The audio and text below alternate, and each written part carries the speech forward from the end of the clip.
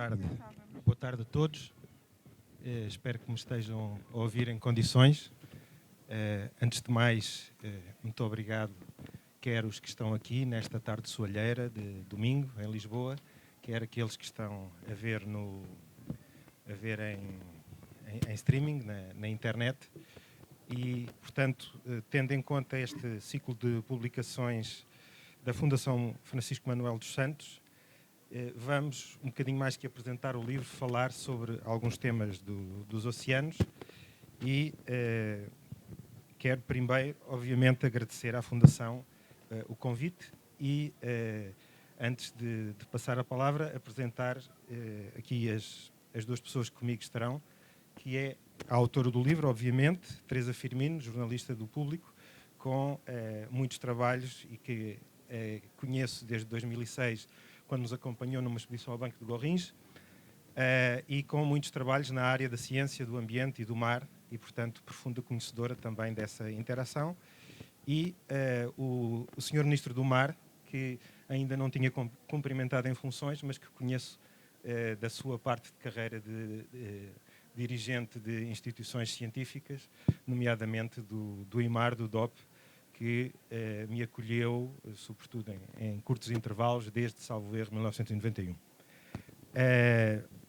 Como disse, a questão aqui dos oceanos liga-se muito agora com várias coisas, e antes de passar a palavra à Teresa para enquadrar um bocadinho o livro, queria-vos recordar que muitas vezes, eu já vi escrito isto e não sei a autoria, já vi autorias várias, mas o que é importante é a mensagem, que é, somos ou não um país de marinheiros, porque se calhar os marinheiros foram-se todos embora e levaram as famílias deles, e de facto os que cá ficaram não são marinheiros.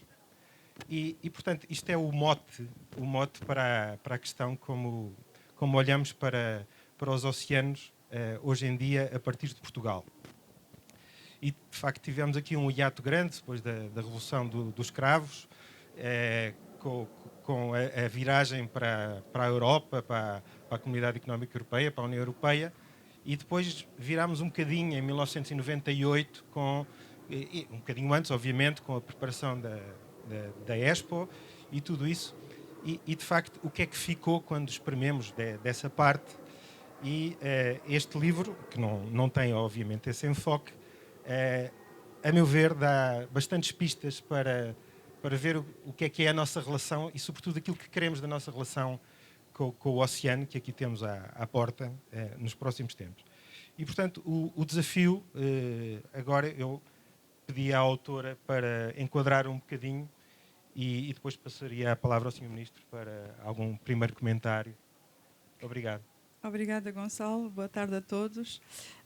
Eu gostava de começar por agradecer à Fundação Francisco Manuel dos Santos a oportunidade de ter escrito este livro, à minha colega e amiga Paula Barreiros, que foi a editora desta coleção de 5 livros, ao Gonçalo, meu amigo também, e ao Sr. Ministro Ricardo Serrão Santos, por terem vindo a este debate.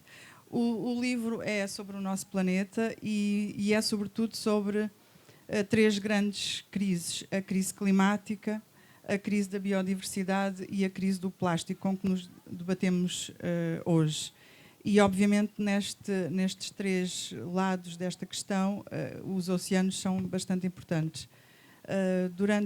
Portanto, eu falo sobre as alterações climáticas e o clima numa perspectiva mais global, falo sobre o clima em Portugal, falo sobre o grande ano que iria ser 2020, o super ano dos oceanos, mas que uma pandemia nos trocou as voltas e acabou por ser um mini ano dos oceanos.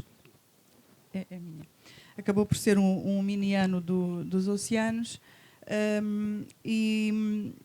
E depois falo, obviamente, dos Açores, da biodiversidade dos Açores, do mar profundo e das fontes hidrotermais dos Açores, do clima em Portugal, falo das ondas de calor, dos furacões, da falta de precipitação, e acho que, feitas todas estas leituras para o livro, muitos artigos científicos e muitos relatórios, para mim o mais surpreendente foi ter percebido que desde os anos 60 que se alerta para a questão das alterações climáticas, embora Nós escrevemos muitas coisas como jornalistas, muitos artigos e alertamos muitas vezes para as alterações climáticas. Na verdade, talvez desde os anos 90 que se tem falado tanto sobre isso, desde a conferência, a Cimeira do Rio, o Protocolo de Quioto e 2015 o Acordo de Paris. Quando fui pesquisar, percebi que desde 1965 que os investigadores norte-americanos, neste caso, alertavam a Casa Branca para o que aí vinha. Para mim, isso foi talvez a descoberta que já não era descoberta nenhuma, mas foi muito surpreendente. Depois, em relação às alterações climáticas, há 10 anos, há quase 11, publiquei um livro com uma colega, uma amiga, a Filomena Naves, e esse livro era sobre alterações climáticas em Portugal. E nesta década que passou, e já falávamos do que se poderia esperar no nosso país. E nesta década que passou, talvez também para mim o mais surpreendente foi ver quão rápido essas alterações, e isto chegou aos nossos dias. Porque, por exemplo, em 2009, quando o livro foi publicado, a onda de calor de 2013 era dada já como uma manifestação das alterações climáticas. Depois disso, tivemos muitas ondas de calor que já foram associadas às alterações climáticas. E eu acho que, talvez, agora, passava a palavra. Obrigada. Muito bem, muito obrigado.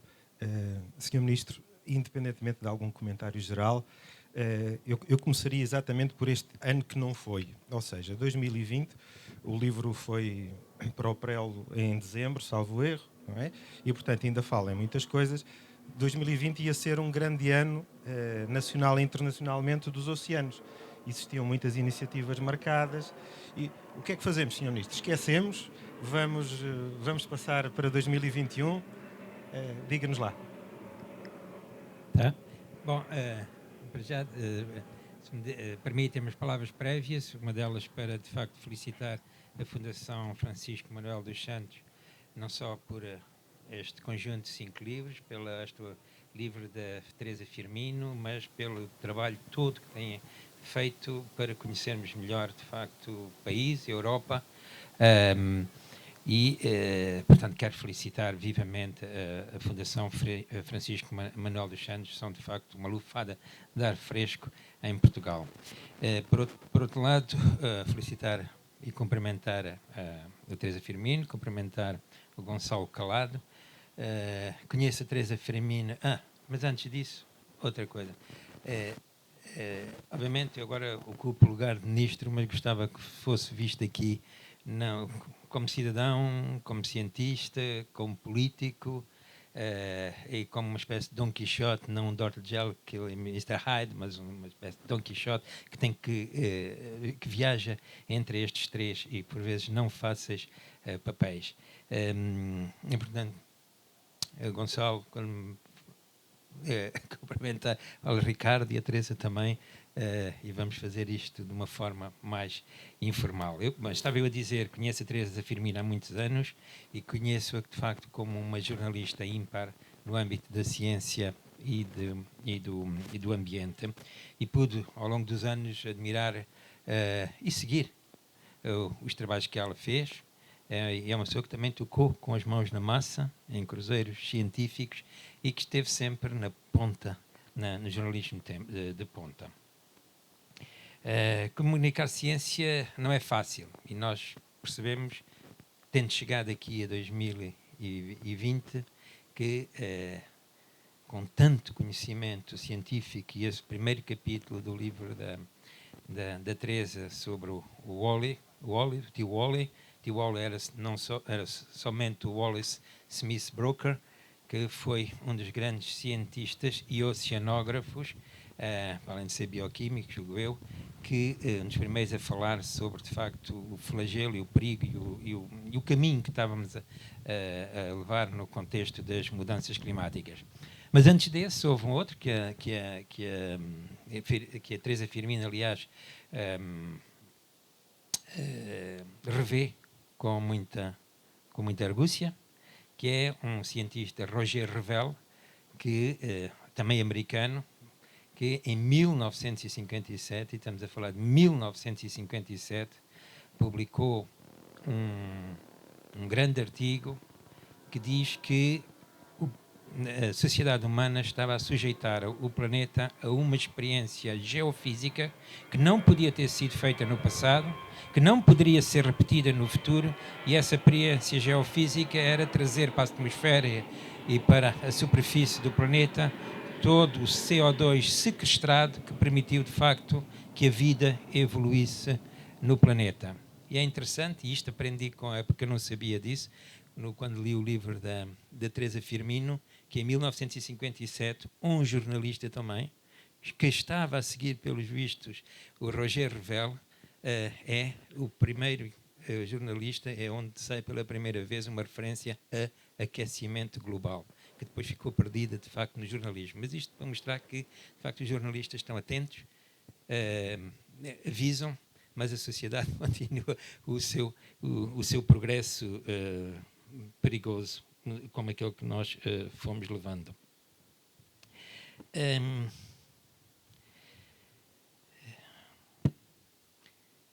E de facto o que acontece é que nós há muitos anos sabíamos o percurso perigoso que o planeta estava a levar. Eu hoje não estou muito otimista, estou um pouco pessimista. Há um bocado de distopia na forma como andamos a conduzir as nossas soluções políticas. Por isso é que eu não concordo de uma frase que é excelente, entrevistas a Sylvia Earle, que reproduz aí, em que ela diz qualquer coisa como que... tirei aqui uns apontamentos, em que diz que...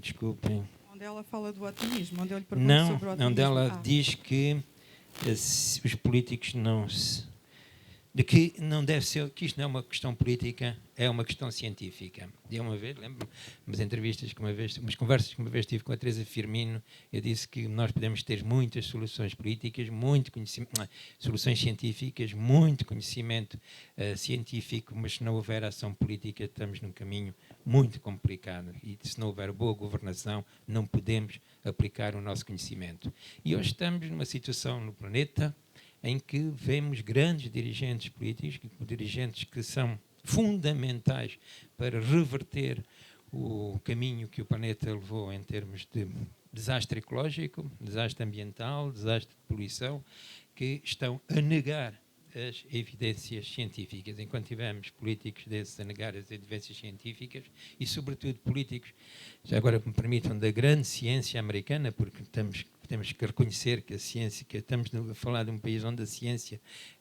está muito à frente, esteve muito à frente nestes processos e neste momento temos um período histórico que pode complicar, de facto, esta situação. E aqui estou a falar como Ministro do Mar.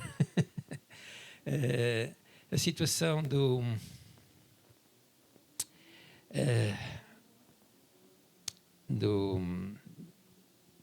superando dos oceanos. Bom, havia grandes projetos, de facto, internacionais, e os projetos internacionais e a cooperação internacional no contexto da política de governação é fundamental para fazermos reverter alguns dos processos, maus caminhos que o mundo está a percorrer. Levaram um golpe profundo devido, de facto, à pandemia da Covid e tiveram que ser adiados.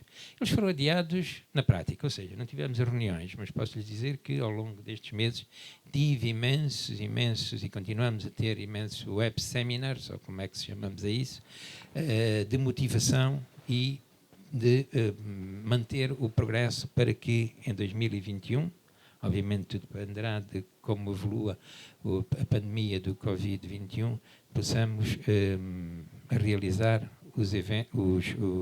as negociações e os eventos e as reuniões que em 2020 não podemos fazer. E não foi só nos oceanos. Nós sabemos que a COP26, não era a COP26 do clima, também não se vai realizar. A COP de biodiversidade, que eu não me lembro o nome, na China, é o número 13 ou 14, não é? A COP de biodiversidade, também não se vai realizar. Portanto, a única coisa que, pelos vistos, progrediu foi o futebol sem espectadores, que é a Champions. Mas isto espero que ao menos este processo que nós vivemos de pandemia, que de facto nos atrasou nos diálogos nos diálogos, nas discussões, nas propostas que virão dessas reuniões, não prejudique a urgência que temos que pôr na questão dos oceanos. Se calhar ficava por aqui, ainda gostava depois de comentar a questão dos marinheiros ou não marinheiros. Muito bem, mas se quiser fazê-lo já, portanto, essa é parte do passado. Não, eu estou muito feliz que a Teresa Firmino tenha levado este livro, que é O Futuro do Planeta, para centrá-lo nas questões dos oceanos. As questões dos oceanos têm sido muitas vezes marginalizadas no contexto das grandes políticas globais. Eu, neste momento, tenho grandes expectativas que o modelo esteja a mudar. Mas para vos dar alguns exemplos de que eu penso que a nova década, a década de 2030, será diferente do que se passou anteriormente, é que se em 2015, quando acordámos o Acordo de Paris sobre o clima, os oceanos só são referidos uma única vez, eu acho que a Teresa refere isso também no livro, são referidos uma única vez, enquanto florestas são referidas 11 vezes no texto do acordo, são uma meia dúzia de páginas ou uma dezena de páginas do acordo. O facto é que daí para cá as coisas têm mudado.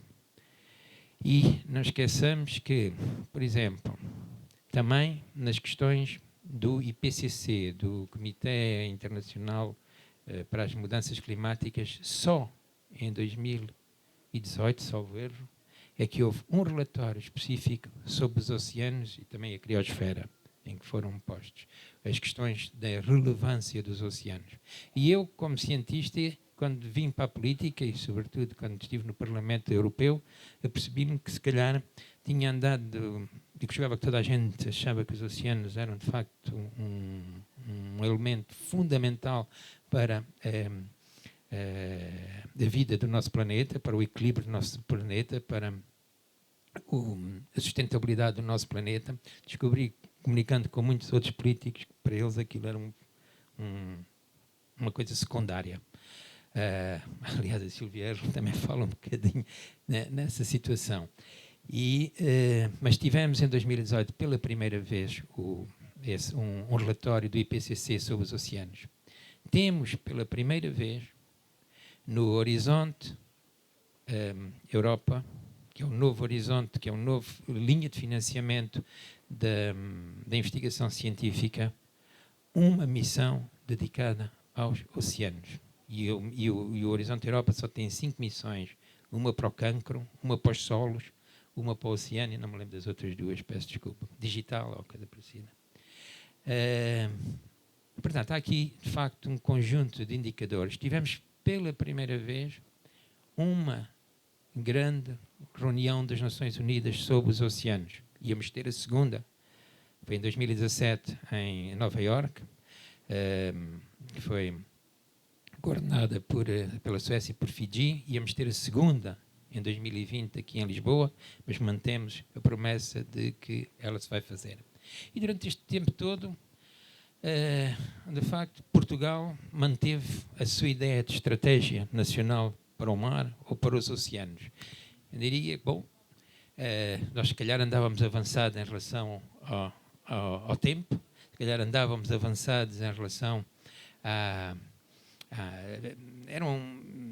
em relação à época, tínhamos ideias poéticas sobre os assuntos, mas que não conseguíamos materializar por dificuldade, por aspectos financeiros. Obviamente, para se fazer investigação, para se fazer governação nos oceanos, é preciso capacidade financeira. E eu julgo que, e tem que ser internacional, que neste momento estão criadas melhores condições, que foram criadas nos últimos 5 anos, de motivar a sociedade e os instrumentos internacionais para as questões dos oceanos.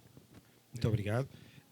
Eu, daquilo que li, também estive a pesquisar e o desafio agora para esta questão era balizar aqui os comentários de ambos em duas notícias com 4 dias de diferença e são agora de agosto. Uma não é uma notícia, é uma reportagem da Teresa Firmino sobre o Fundo do Mar Português e sobre o CIMAP 2030. Uma excelente reportagem que é muito prospectiva sobre aquilo que de facto nos está na alma sobre a prospecção do mar e com as riquezas, as consequências ambientais e todas essas partes, o que é que vale ou não vale a pena, e portanto uma reportagem no Público de 23, com um take da Lusa, que o Público também reproduziu, de 27 de agosto, que diz que o fim dos descartáveis nos restaurantes é adiado para março de 2021. Ou seja, em que temos, mais uma vez, o ambiente e, no limite de qualquer sarjeta, o oceano, a levar mais um ano com plásticos descartáveis.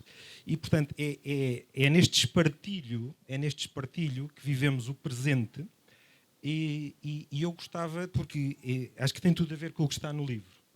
É neste espartilho, naquilo que nós achamos que vai ser fantástico e que quando soubermos das nossas riquezas e do património genético e do carbono azul e da prospeção, da bioprospeção, e ao mesmo tempo, obviamente que temos um respaldo da sociedade para a sociedade achar normal adiar mais um ano, retirar, por questões do Covid, obviamente, não é? A retirar, portanto, o fim aos plásticos descartáveis.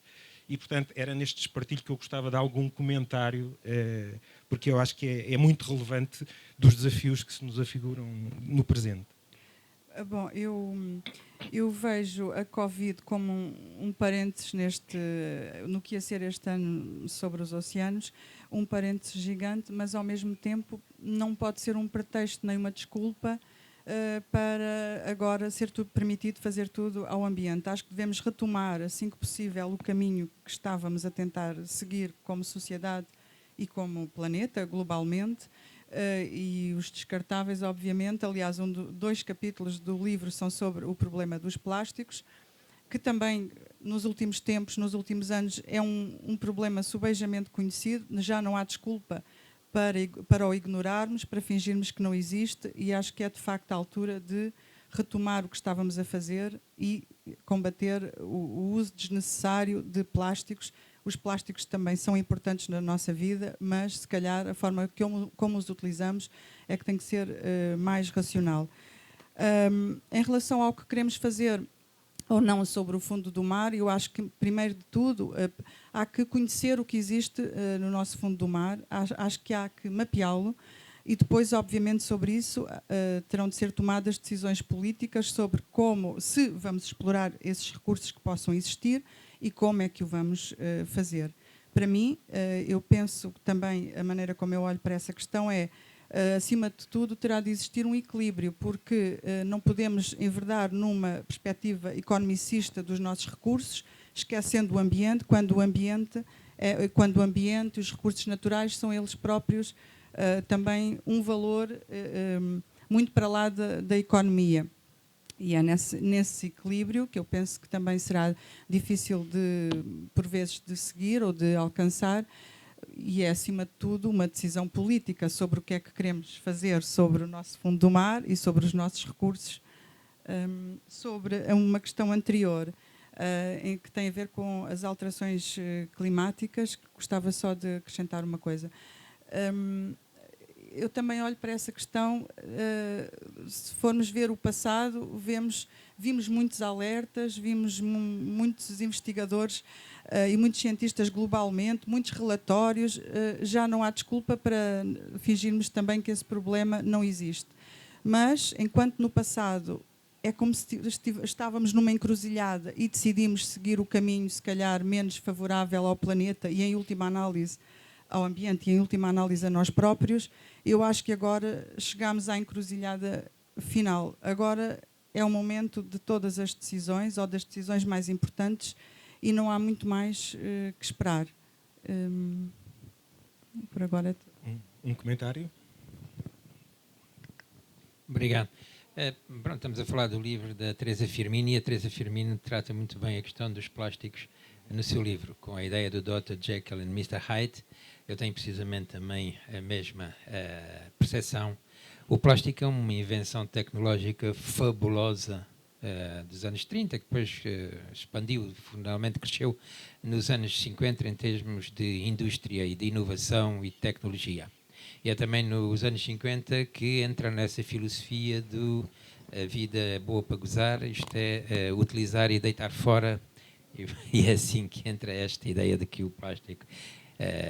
E o que aconteceu, mais uma vez aqui, é que uma invenção, uma inovação, um avanço tecnológico, científico, foi mal governado. Foi muito mal governado.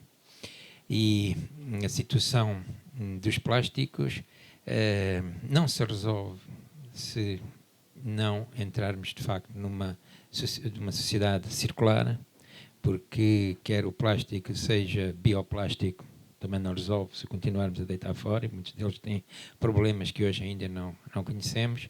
E é um problema que, como a questão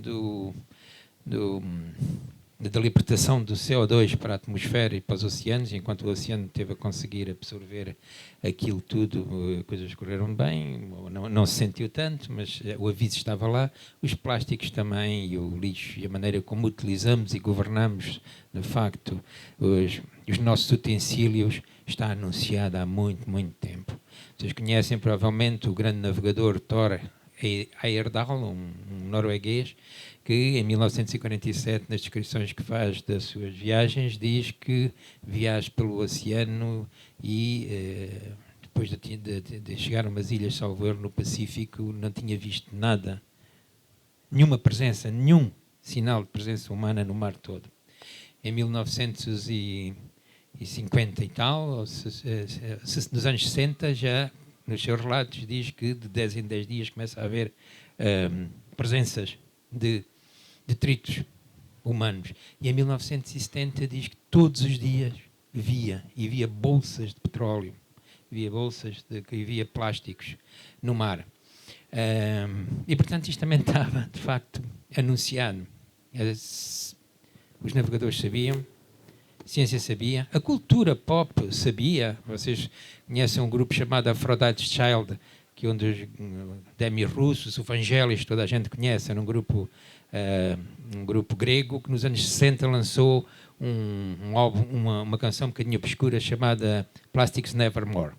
Obviamente que o plástico continua a ser útil, e o Vangelis não tinha feito a música que fazia se não houvesse o plástico. Mas a maneira como o governamos é uma maneira que conduziu à situação em que hoje estamos, em que vemos animais de facto morrerem no mar, não intoxicados, mas porque comeram muito plástico, estrangulados pelo plástico. E eu gosto de dizer, sabem que há vários tipos de plástico. A maior parte dos plásticos são inertes, não têm, aliás, problemas de toxicidade. Alguns plásticos afundam, outros plásticos flutuam. E, felizmente, houve plásticos que flutuavam e que chamaram a atenção para os problemas que estávamos a criar em termos de governação e de políticas relacionadas com a utilização dos utensílios do dia-a-dia, como chamaram a atenção para os oceanos. Eu, neste momento, estou convencido que a atenção da sociedade relativamente aos oceanos não teria o ímpeto que, entretanto, ganhou se não fosse os plásticos flutuarem e terem criado, de facto, esta visão macabra do que é um ambiente aquático bonito. E há um outro capítulo interessantíssimo no livro da Teresa Firmino, que é sobre a nova era geológica em que estamos, que é o antropoceno, chama de antropocénico, acho que é termo português, não é? Eu utilizava o antropocénico, que é a nova era que está em discussão, esteve em discussão, os cientistas concordaram que tínhamos mudado de era ou período geológico, e é interessante que quando discutiram os marcadores desta mudança, que tem que ter serem instantâneos no tempo e estarem bem definidos. O marcador o terceiro mais votado foi o plástico no fundo do oceano. E, portanto, este ano temos também não só plásticos à superfície, na forma como nós os vemos, infelizmente, nos países em desenvolvimento a situação é muito pior do que vivemos aqui, mas também temos imenso plástico no fundo do oceano, para além de outros materiais que depois podemos discutir. Muito bem. Temos no máximo 15 minutos e eu queria também dar espaço aqui para, se alguém quisesse fazer uma pergunta. Eu queria um comentário, já tínhamos falado um bocadinho, e que tem que ver aqui com os últimos capítulos, sobretudo a entrevista a Sylvia Earle, que é esta questão, a questão mais prospectiva, que, do meu ponto de vista, mais como biólogo, é uma questão que não digo que me preocupa, mas na qual penso muito, que é o que é que as pessoas, os millennials, não é? Os millennials serão da idade da minha filha, 20 anos, 21 anos, e que, portanto, que já são cidadãos de corpo inteiro, já votam, os que escolheram os cursos estão a acabar os primeiros ciclos e, portanto, têm já uma voz ativa. O que é que eles vão achar do que é que nós, decisores, ou nós, professores, ou nós, jornalistas, daqui, estamos a fazer com o mar e qual é esse legado? Ou seja, se acharão normal que continuemos a ir a uma praça biodiversa com 200 espécies em que pedimos ao senhor ou à senhora da praça para me amanhar as enguias vivas à minha frente, e se isso é normal ou não, sempre foi normal, sempre foi pitoresco. Neste momento há gente que se recusa porque existem questões de bem-estar animal, por exemplo. Ou se vamos, de facto, comer até à última sardinha num grande festim, sendo que isso é tudo subsidiado por nós, ou o que é que fazemos com a prospecção geológica debaixo portanto, no solo e subsolo marinhos. E, portanto, esta parte que é essas pessoas que estarão mais de corpo inteiro depois das suas formações, dentro de 20 anos, até no poder, o que é que acharão para aquilo que nós todos estamos a fazer nas nossas áreas, na política, no ensino, no jornalismo, relativamente a isso. É, para mim, e como não tenho qualquer resposta para o assunto, gostava muito de vos ouvir. Bom, eu não consigo falar por todos os jornalistas de todo.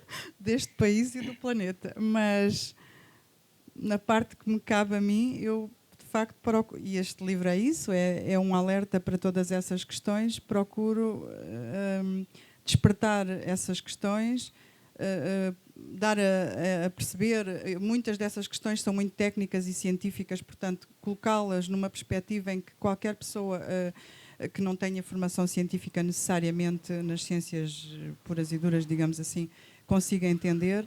Portanto, eu procuro fazer a minha parte.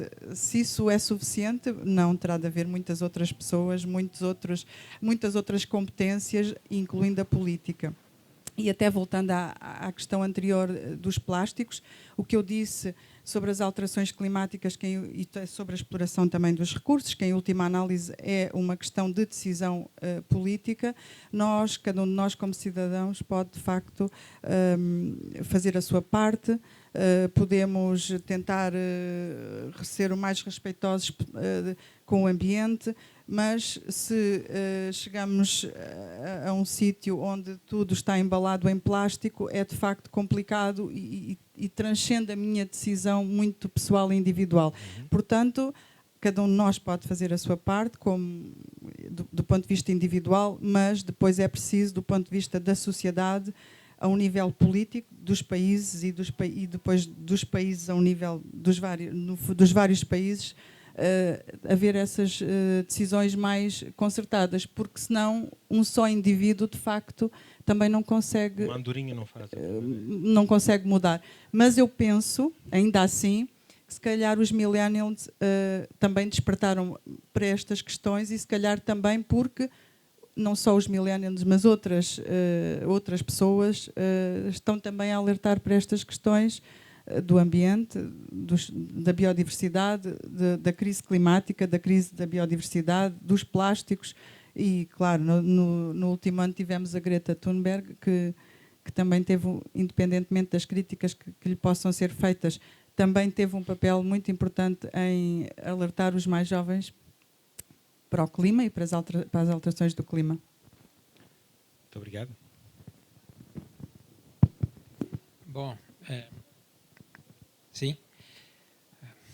Bom, nós hipotecamos o planeta, não é? Sabemos que andamos a consumir mais planetas por ano do que estamos a crédito. Obviamente que os como é que se diz? Millennials. Os millennials. Nós temos uma palavra portuguesa para isso. Acho que não. Os millennials. Devemos ter, e peço desculpa. Os millennials Não,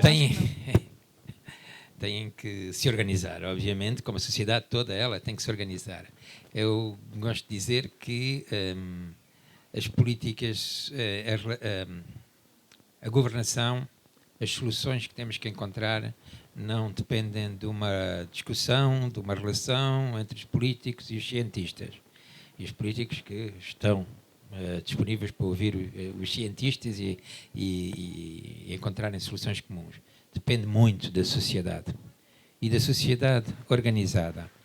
E por isso mesmo as organizações, por exemplo, não governamentais no ambiente têm um papel muito importante aí, e eu acho que a juventude tem um papel também muito importante nas organizações não governamentais, como tem, obviamente, a indústria,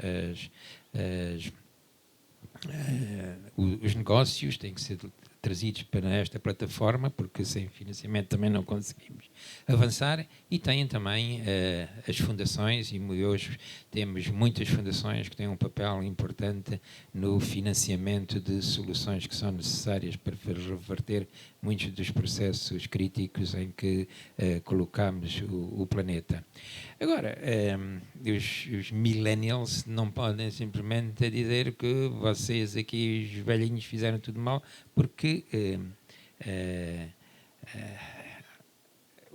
os nossos cientistas no passado, organizações no passado, muitos cidadãos do século passado também fizeram e encontraram entraves que vamos continuar a encontrar pela frente, mas que eu acho, por exemplo, a Greta Thunberg, eu costumo dizer que é importantíssimo termos cidadãos radicais que, de facto, nesta área do ambiente, que procuram provocar políticos, polariza o discurso. Pluralizar o discurso, que é fundamental. E acho que neste momento, aliás, grandes políticos de craveira, como o António Guterres, promove estas vozes que são acusatórias, que são mal dispostas. E, obviamente, nós precisamos de gente também com má disposição para provocar, bater, figurativamente, e provocar, partir a louça, porque isto não está muito bem. Sou o plástico, não parte. Bom, eu peço, não sei se alguém tem alguma pergunta, temos que sair daqui em 5 minutos por questões daqui a dinâmica, mas não queria deixar de o fazer, de perguntar se alguém tem alguma questão aqui quer a autora, quer ao apresentador, e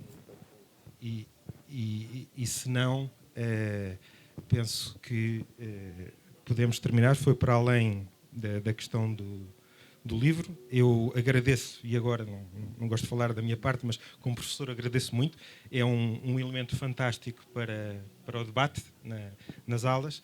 E antes de acabar, quero dizer que os livros estão aqui à venda e que a autora vai ficar disponível agora mesmo no fim desta sessão para autografar quem quiser os livros. Muito obrigado a todos e muito obrigado também.